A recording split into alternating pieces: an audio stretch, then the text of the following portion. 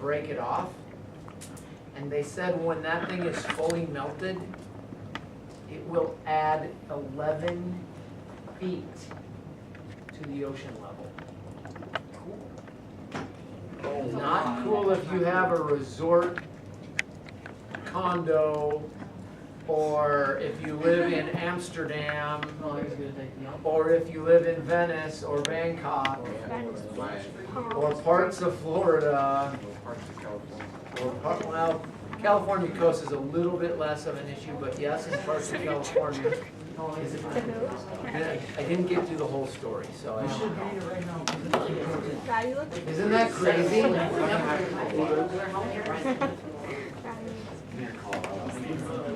All right. It would take a while. Manhattan. I think 11 feet would put Manhattan underwater. Sorry. Did you really just throw something? I fully expected to see Tristan Carlson sitting over there. It's going for Riley. Sorry, Rachel. Larry, Totally uncalled for. Yeah. Rachel, do you need help over there? All right. We're throwing over St. Miller. She is. That's like so funny. You guys have all too much trust that I will not get into. Okay. Why? Are you guys okay with the questions that might ask you about where the Industrial Revolution began, about its diffusion into the rest of Europe and North America? Are you okay with questions about the 1750 to 1815-ish time frame? Are you okay to answer questions about the idea that it was accompanied by the Second Agricultural Revolution, the Second Urban Revolution, and the population explosion? Yes. Are you okay? This would be the hard part. Knowing some of the key inventions like the steam engine, the seed drill, the spinning jenny. Okay. That would be our review of yesterday. Your new stuff today is going to focus around this question. Bless you. You're welcome. Thank you. You're welcome again. Might be the biggest sneeze I've ever done. You can record this as a question on the top of your worksheet. You can record this as a question opening your notes. You can choose not to record this question. But you need to know from today, Rostow, Wallerstein, and the dependency theory. Those are the three things we're going to tackle today.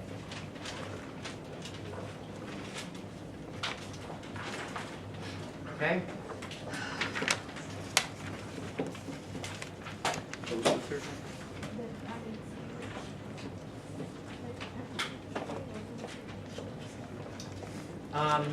You just need the question. I'll show you where we're going on the next slide. Okay? If there is a textbook near you, grab it. It looks to me like a whole bunch of them have left the classroom today. Open it to page 305. Huh? There are extra copies of chapter 10 up front. Look at from your Tia's book does not have a chapter 10. Do any of you else get that curse? This is what happened. The books were not very well made, so when they fell apart, they sent them to a book refurbisher and they remade them. But when they remade them, they put 2 chapter 12s and no chapter 10s in some of the books. So I'm guessing, Tia, you have 2 chapter 12s. Well, it goes from page 2098 to page 331, so I don't know. Does she have 2 chapter 12s, Colin? Or just one? I am the top. So, Tia, did you hear me? There are extra chapter 10s run off up there. Okay. Okay, No. Do like So- There you go. on page 305, I want you to read this paragraph. Oh man, some of you just grabbing the extra chapter 10s just because there's not enough books in here?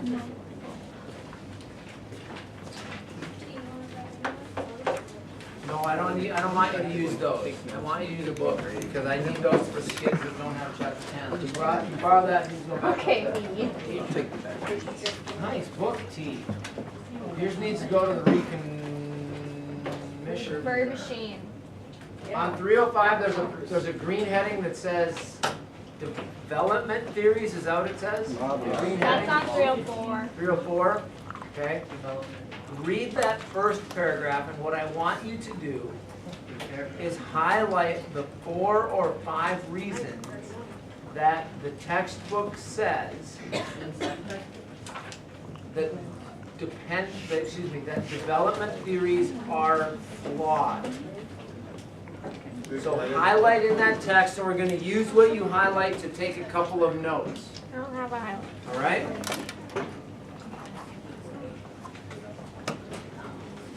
Pick up the mint. Okay.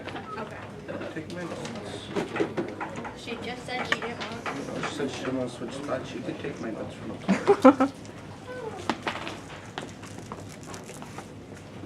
What are we supposed to be highlighting? Would you guys like The stuff that's already highlighted.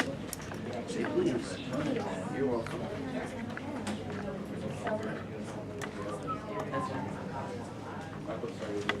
Riley, where are you drawing on the book? Why are you drawing on the book?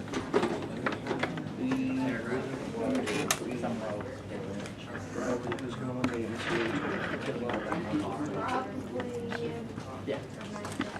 Wisconsin. Okay, yeah, Wisconsin. I love Wisconsin. I want to go to Wisconsin college. Taco's like, I ain't going to Wisconsin anymore. I'm out of Wisconsin says there's 2 I'm either, I want to go to Wisconsin. Wisconsin baseball. Oh wait, Wisconsin was never baseball team. Shoot. Maybe they'll get them. Jumped on like the second stage. And like I already have a good from Wisconsin because my hockey, like my girl coach, she played at Wisconsin, so she's got connections. So she's just gonna hook me up. I'm not going to try hockey.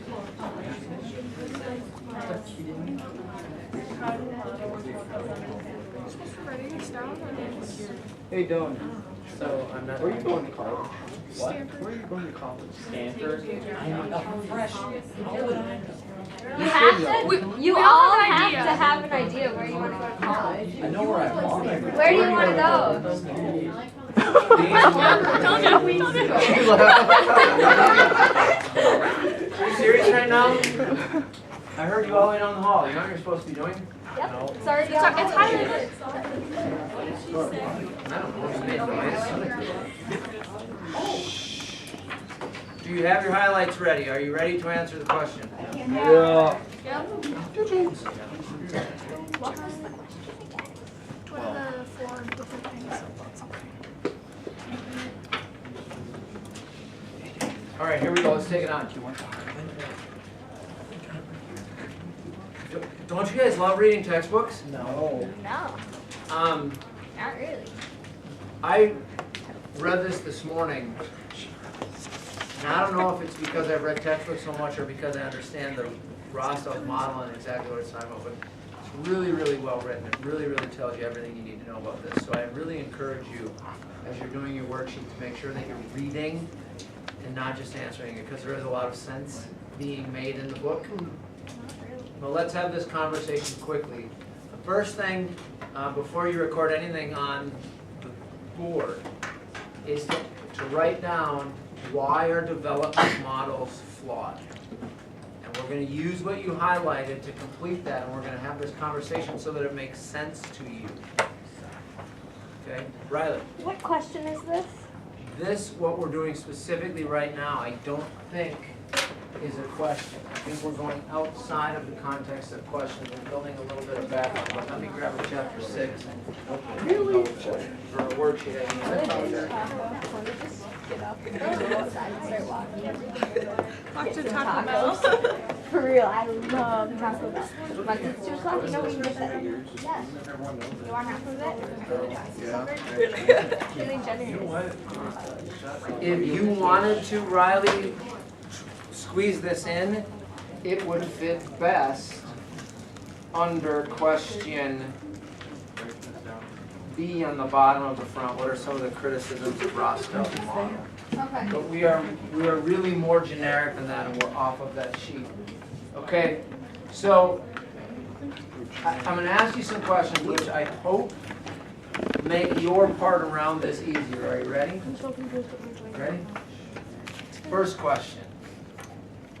Would you describe the United States as a developed country? Yes. I want you to give me one reason why. Money, high GDP, pardon? Powerful government, low death rates, high life expectancies, Very close to equal. so gender empowerment is in the realm of good, okay? Okay, we're educated. So all of those are fair and true statements. Could you make the claim that China is more developed because the level of income inequality is smaller? The poor are not as far behind the rich as they are in this country. That's just because the rich people are poor. Well, there's truth to that. Part of it is that the rich aren't as rich. But here's the reality. If America's rich weren't as rich, our poor would probably have more money. So the gap would probably close on both levels. We can make that case later if we want to have a Walmart discussion. Yeah. So hang on to that thought, and then we'll have our Walmart discussion quickly, because I think it will make some sense. Could we make the claim that China is more developed because women have greater access to various jobs that men mostly do in our country? Okay.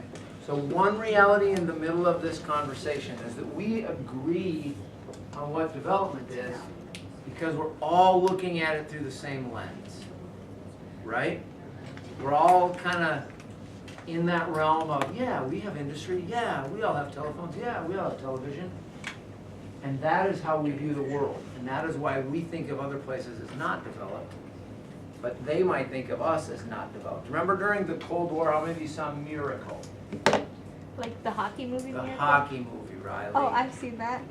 Have you? Yeah. I'm surprised. Raise your hand if you have not seen Miracle. Let's watch it. Tragedy. Modern tragedy. Not because the hockey story is really cool, except the hockey story is incredibly stinking cool. But it tells you a story about our modern history. The United States and the Soviet Union had incredible hatred. One of the things the Soviets' education system told their people is that America was a segregated country. They didn't lie. Black people in our country had limited access to income, schools, and other things. And so the Soviet Union could make the case that we were not as developed because we did not have the equality we claimed to have. Are you with me? Sure. So this is the context we're having this conversation. According to your textbook, what are some flaws with development theories? What did you highlight? The concept of development has a Western bias. Okay, it's Western bias. We're looking at it through eyes of US and Europe. Make sure you write that. Western bias, looking at it through the eyes of US and Europe. Okay? What are other flaws with it according to that section of the book? So, Doesn't consider geography. okay, so the United States, who had an incredible abundance of hardwood forests and incredible agricultural land, is developed. South Sudan, who has no resources, no agricultural capabilities, no ports, And we're gonna say, oh, they're gonna develop just fine, they just need to be like everybody else. It's not considered geography. Okay? What else? Doesn't consider interrelations across the scales? It assumes we're not connected to other countries. Is that an okay way to say that? So for example, we know Haiti sells and exports sugar because of its neo-colonial relationships that it lives in the middle of. Yet we treat it and talk about it like it's isolated and it should be able to make these changes however and whenever it wants to. Which isn't the way it really is going to work, right? So we treat them as isolated when they are not. The models treat them as isolated. Those are the big ones. I think there was a fourth one there. Anybody pick up another one?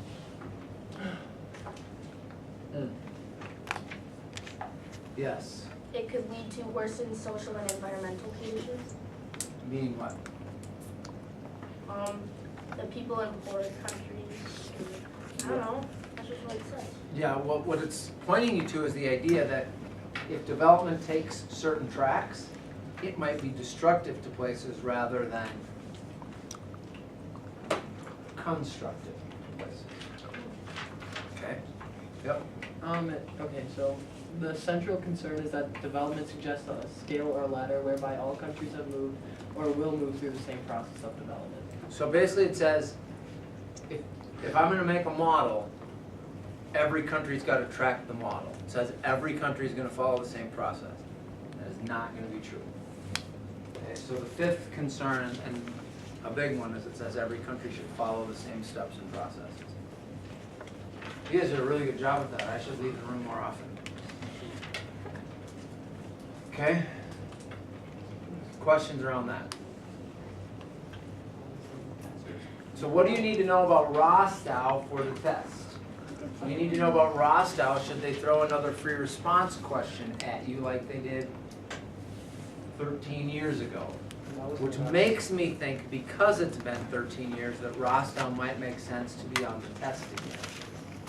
Not that they test you every 13 years, but Rostow is not in their publicly released questions anymore. So I think we should make sure that we get this pretty thoroughly. Okay. I'm just going to kind of walk you through Rostow, and then we'll go back and record it in pieces when I'm done. Does that make sense? Okay. So in the beginning is the United States of America, except it is not that name. It has a bunch of indigenous inhabitants here, and they all acquire their resources through farming, mostly subsistence farming, right? Then they get some technology which helps them have really good production of cotton and tobacco. So in the beginning they were traditional, and they get it, some industry, and all of a sudden their economy starts to grow. More wealth, more income, and we're anchored really by cotton and tobacco. Then where it goes from there is it begins to diversify, and it starts to develop all kinds of other businesses and industries. And that is called the takeoff. So we go the traditional, which is all subsistence farming.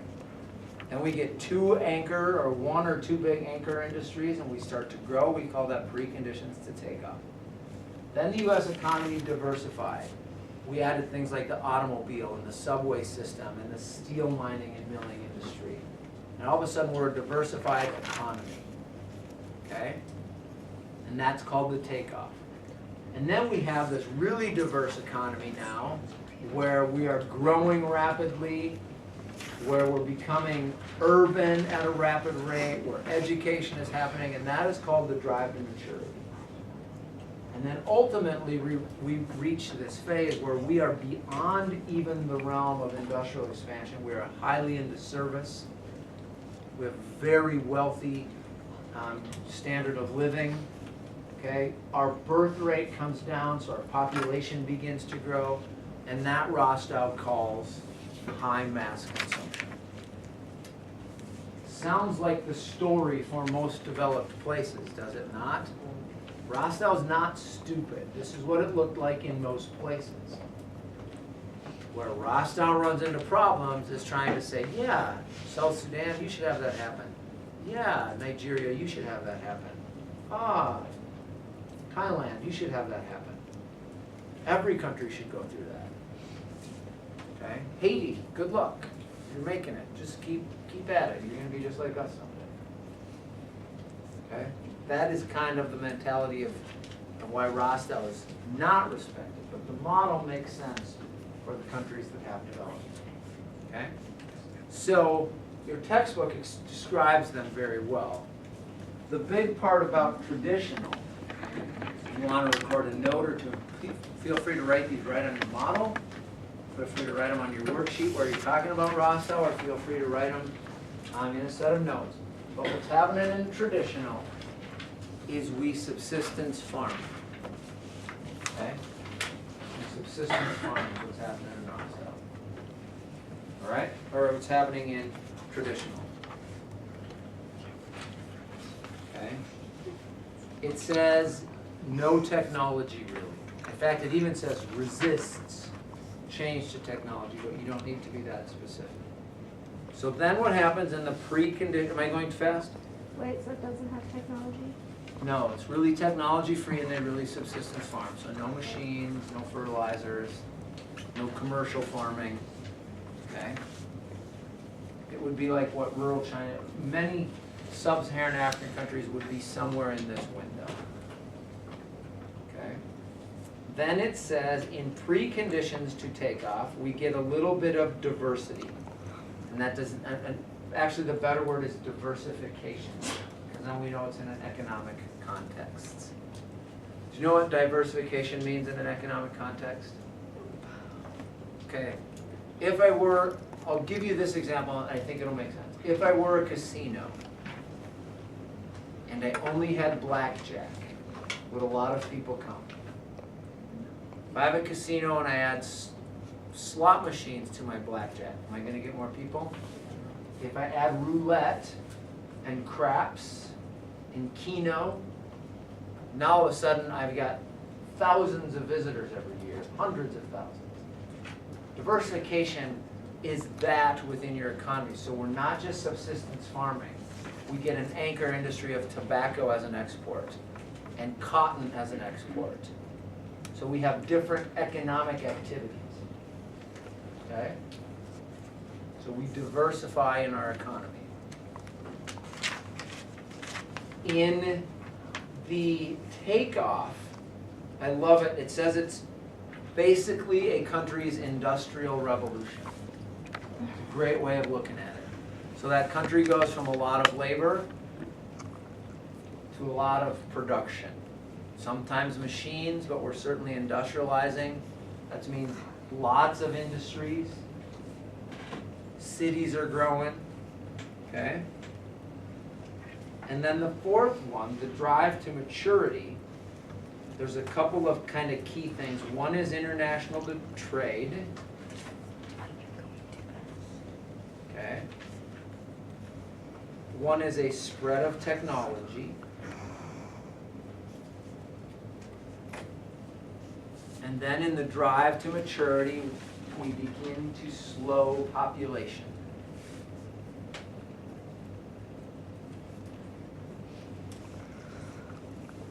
Did I go too fast, Riles? Yeah. What do you need?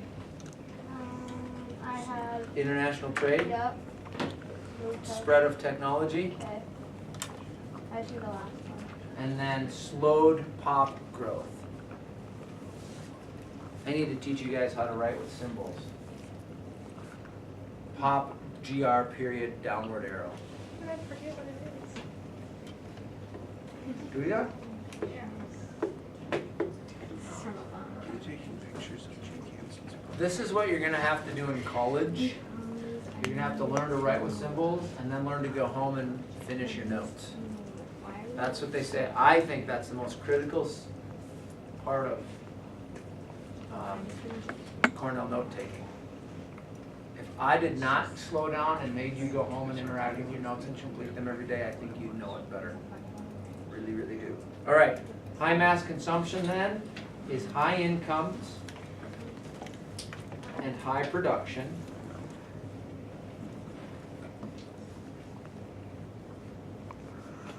High incomes, high production, and the rise of the service sector. Okay.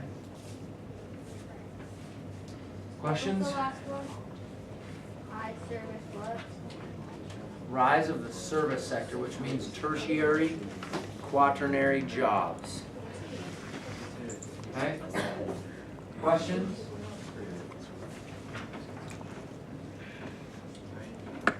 No? Okay. I do not believe you will have to write this next part. Okay, first of all, I want to show you a graphic. AP Board expects you to be able to read graphics.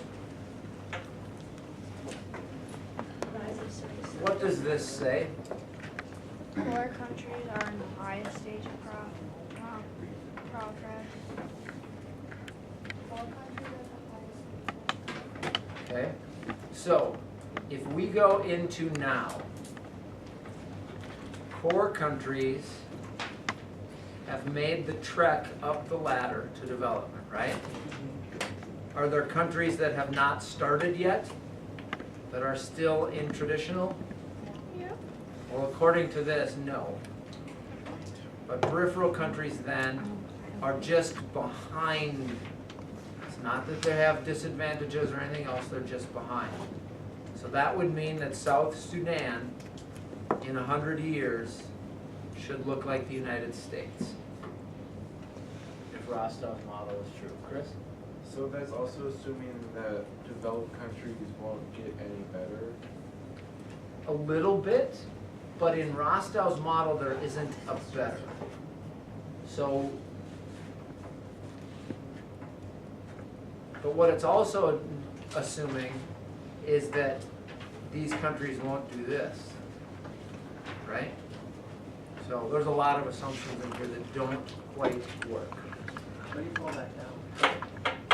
How would a country technically fall back down? Lose a key anchor industry, automobile industry in America almost collapsed 6-8 years ago. If that would have happened, I wonder what our spiral would have been like.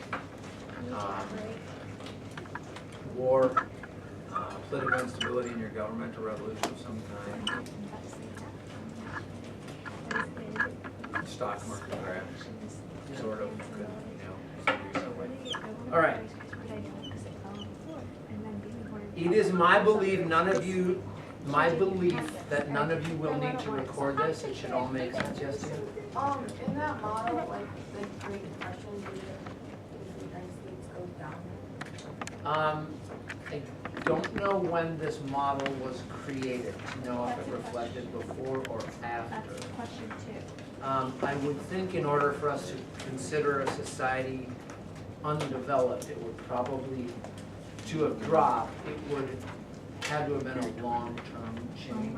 I don't think that would have taken us out.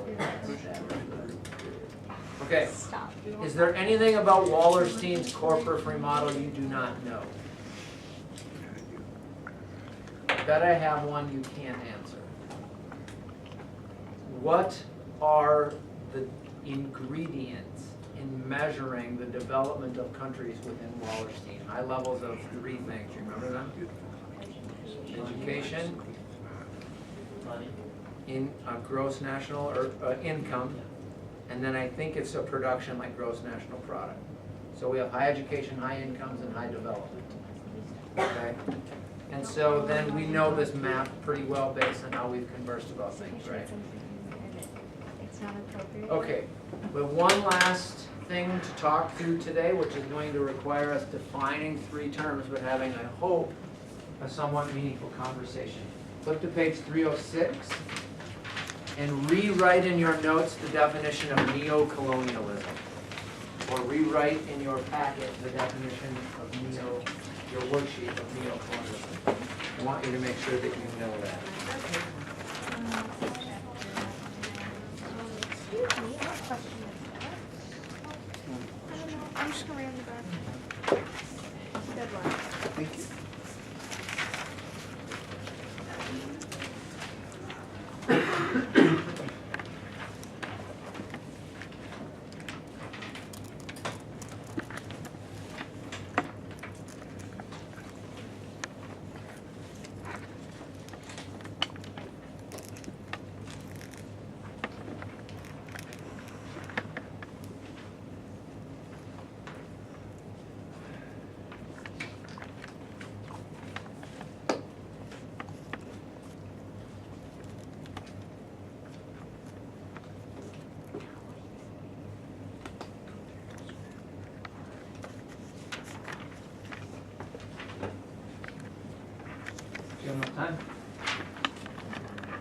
Yes, no, maybe so.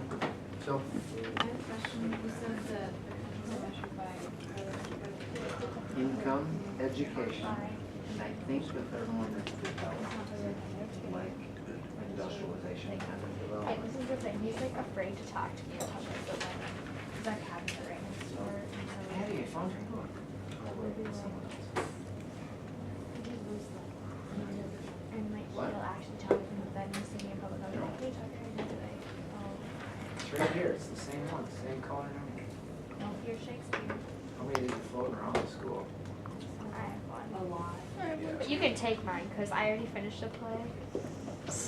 I read the side where it's like you can actually Yeah, me understand, too. and I like read it when like I read it by myself, and I just go in class. She takes so long, so I just Yeah, she gives her. All right, so I ready? already know what happened. Here we go. So we know, we get the neo-colonialism, right? The dependencies theory is, I think, a really cool thought. And I think it's really, in a lot of ways, true. And the dependency theory is based on these kind of truths. I want you to think through this with me. When Great Britain colonized North America, do you think Great Britain benefited from having the colonies? Yeah. Do you think they benefited enough to the degree that they became dependent on the colonies for resources and markets?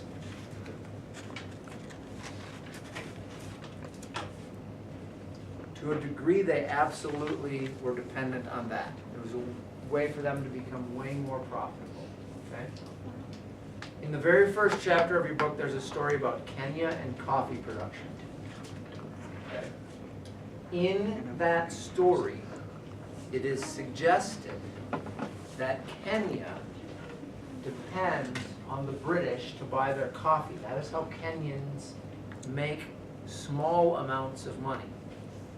The British, obviously, are dependent on Kenya remaining poor to continue to exploit them. The dependency is mutual. If Mexico begins to get really, really wealthy and wages in Mexico go up, that hinders in some way some U.S. businesses. Even more so if China's wages go way up and they begin to export lots and lots of goods. Okay? So the dependency is two ways. The poor countries depend on the rich countries to buy their stuff. The rich countries depend on the poor countries to remain poor so that we can continue the exploitation of them. The dependency theory basically supports what neo-colonialism says. That makes sense. Dependency ratio really supports what neo-colonialism says. If this is true, does Haiti have much chance to break free of that economic dependence and develop a stable and diversified economy? Not so much.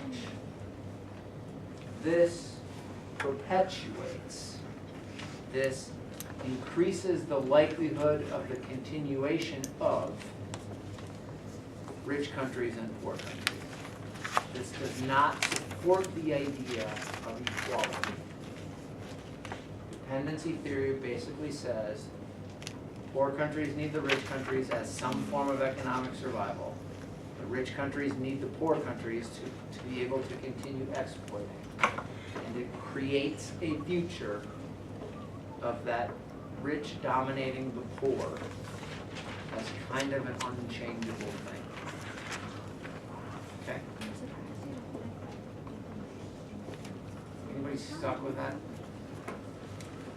And then that points us to one more term. Can I go on from this slide? Anybody still writing? I will use an example first so you can continue copying, and then I'm going to give you the definition. Anybody been to Mexico? Don't probably. How many of you, when you went to Mexico, did not do a currency exchange? Simply carried American dollars with you wherever you went? couple of you. How many of you, even if you did make a currency exchange, how many of you went into a store and had them ask for dollars instead of pesos?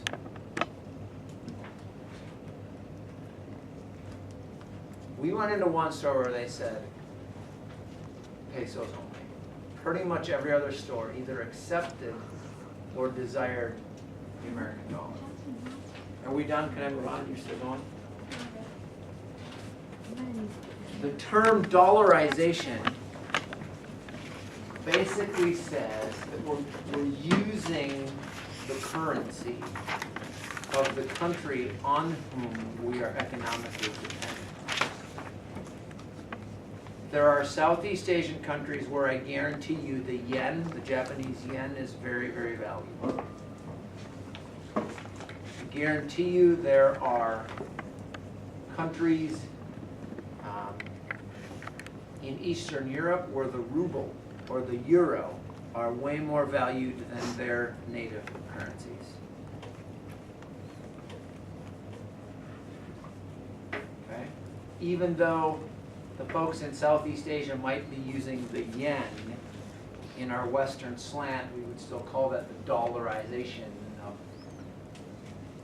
Singapore or the Philippines or whatever country might be using the yen.